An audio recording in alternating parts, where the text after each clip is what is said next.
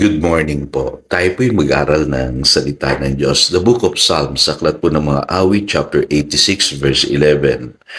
Ang kalooban mo'y ituro sa akin at tapat ang puso ko na ito'y susundin. Turo ang maglingkod ng buong taimtim. Sa English Bible po, teach me your way, O Lord, and I will walk in your truth. Give me an undivided heart that I may fear your name. Avoiding the pitfalls of life. Ano po ba yung mga pitfalls of life? Yan po yung mga pwede nating magawang pagkakamali o pagbagsak natin sa buhay. Maiiwasan ba natin ito? Anong pwede nating gawin? Ano po?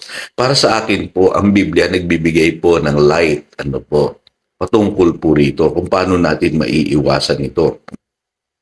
Katulad po nung ikinwento ng Panginoon doon sa Luke chapter 14, verses 28 to 33 na kung saan ang konteksto nito ay discipleship. Ano po? Pero may mapupulot po tayong magandang aral para ma-avoid po natin yung pagbagsak o pagkakamali sa buhay na ito. Sabi diyan, kung ikaw ba'y magtatayo ng tore, dapat handa ka. Meron kang sapat na panustos para mabuo yung gagawin mong tore. Kasi ang sabi po sa verse 30, pagtatawanan ka ng tao, kung nakita ka nilang nagsimula, nagtayo, pero hindi mo naman natapos. At binabanggit din yan, kung ikaw ba ay hari at pupunta ka sa digmaan, hindi mo ba i-estimate yung kalaban mo? Hindi mo ba bibilangin yung iyo pong puwersa? Pero marami po sa atin, hindi ganon sa buhay, basta sugod lang ng sugod, Kaya ang sabi ng Panginoon, marami sa atin, hindi alam kung paano po humarap sa challenge ng discipleship. Kasi alam niyo po, sa buhay na ito, para maging isang disciple ka, kailangan ikaw ay fully committed. Handang-handa ang iyong puso. Kaya yan din ang panawagan ng Lord sa atin, sa pagharap natin sa mga challenges ng buhay na ito. Malinaw na hina-challenge tayo ng Panginoon kung tayo ba'y handa. Meron ba tayong tamang puso? At ang isang puso na nais ng Diyos sa atin ay yung sinasabi sa Ezekiel 11 verse 19. I will give them an undivided heart and put a new spirit in them. I will remove from them their heart of stone and give them a heart of flesh. Meron tatlong powerful truths po akong natutunan na gusto kong i-share sa inyo. Unang-una, walang nakaka-master ng buhay. Ang buhay po is a game that no one can master. Kaya dapat matuto tayong magpakumbaba o maging mapagpakumbaba. Sana nga po merong mga pastor o mga teachers o sabihin natin mga simbahan na magtuturo na alam nila yung sikreto ng buhay. Pero wala pong ganoon. Lahat kami mga ngaral, kulang po ang aming kaalaman. Tanging ang Panginoong Hesus lamang ang makapagsasabi na I am the way, the truth, and the life. Kaya habang naririto po tayo sa mundong ito, magpakumbaba po tayo at huwag po tayong magdunungan kasi wala pong eksperto sa buhay. Number 2 po, yung pagiging teachable, ay at least mailalayo ka sa malalaking pagkakamali sa buhay. Hindi po maiiwasan ang pagkakamali, tandaan nyo po. Pero magpasalamat po tayo, meron tayong Bible na pwede nating pag-aralan at pagbulay-bulayan araw-araw at meron pong mga teachers of the Word of God na pwede nating maging mentor. Maging mapagpakumbaba lamang po tayo at lagi tayong maging teachable at maiiwas tayo sa mga malalaking pagkakamali sa buhay na ito.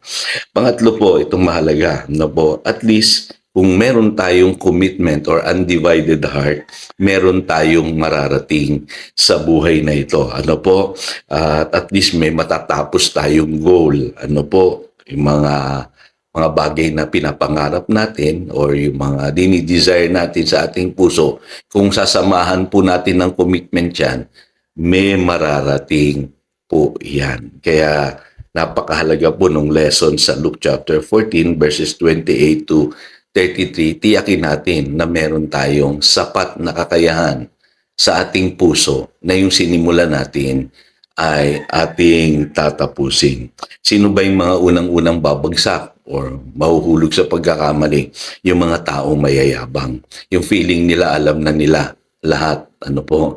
Yung mga tao na mas marunong pa dun sa mga nagtuturo sa kanila. Ang tawag ko po dyan, dunungan sa buhay. Ano po, dapat po lagi tayong humble, lagi po tayong teachable. At yung mga taong walang commitment, sila po yung mga taong magaling magsimula, pero hindi naman tinatapos. Sila yung mga taong kadalasan po nahuhulog sa pagkakamali or bumabagsak. At pangwakas, mahalaga pang hawakan natin yung 2 Chronicles chapter 16 verse 9. For the eyes of the Lord range throughout the earth to strengthen those whose hearts are fully committed to Him. Pinalalakas daw po ng Diyos yung mga tao na ang puso ay totoong committed sa Kanya. Po. Kaya napakahalaga po na tayo po ay maging disciple kasi ang disciple po ay merong puso na committed sa Panginoon. Tayo po ay manalangin. Dakilang Diyos, salamat po sa aral na ito. Ayaw namin na kami babagsak, magkakamali sa buhay na ito. Kaya turuan mo kaming maging mapagpakumbaba, maging teachable, at bigyan mo kami ng undivided heart.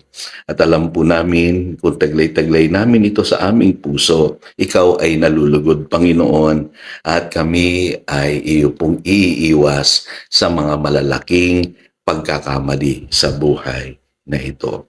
At salamat din, Panginoon, this year natutunan namin ito upang magsimula po kami ng tama. Ito po ang aming panalangin. In Jesus' name, Amen. Again, ito si Pastor Jojo nagpapaalala upang daluyan tayo ng pagpapala, manatili tayo sa kanyang salita. Good morning.